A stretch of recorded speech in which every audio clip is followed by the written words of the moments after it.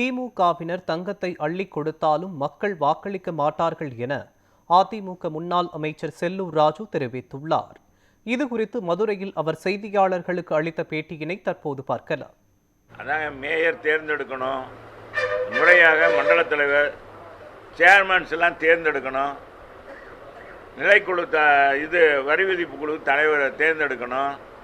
இந்த குழு இயங்கணும்னா ஐஜி தலைமையில் இருக்கிற போடப்பட்ட குழு, நீதியரசர் சொன்ன குழு இயங்கணும்னா அதுக்கான பொறுப்பாளர் இருக்கணும். அதிகாரி இருக்கும்போது அதிகாரியை யாரும் சொல்ல மாட்டாங்க, எங்கெங்க எந்த கட்டடம் என்று சொல்ல மாட்டாங்க.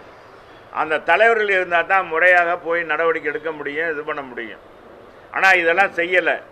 இதுக்காகத்தான் அழுத்தம் கொடுக்கணும். இது டவுன் பிளானிங்கில் மிகப்பெரிய அளவுக்கு ஊழல் நடந்திருக்கு. இந்த ஊழலுக்கு யார் யார் உடந்தையாக இருந்தாங்க, இவங்கெல்லாம் கண்டுபிடிக்கணும் அப்படின்னு சொல்லி தான் இந்த ஆர்ப்பாட்டம் நடத்துறதுக்கு எங்கள் பொதுச் செயலாளர்கிட்ட கேட்டிருக்கோம். மேயர் தேர்ந்தெடுக்கலை, எல்லாமே தேர்ந்தெடுக்காதனால மிக மோசமாக மதுரை நிர்வாகம் இருக்குது. இதில் எந்த தெம்பில் 10 தொகுதியும் ஜெயிப்போம்னு இந்த வணிகவரித்துறை அமைச்சர் சொல்கிறாருன்னு எங்களுக்கு ஆச்சரியமாக இருக்குது. என்னப்பா இது, மந்திரத்தில் மாங்காய் பாருங்க மாதிரி மந்திரம் போடுவாங்களா? இல்லை இருக்கிற பணத்தை கொண்டாந்து குட்டி நகையாக கொடுக்க போகிறாங்களா, தங்கமாக கொடுக்க போகிறாங்க மக்களுக்கு? தங்கமாக கொடுத்தா கூட மக்கள் ஓட்டு போட மாட்டாங்க, மதுரை மக்கள் அந்த நிலையில் இருக்காங்க. அதைத்தான் நாங்கள் உங்கள்கிட்ட பகிர்ந்துக்கிறதுக்கு தான் வந்திருக்கோம்.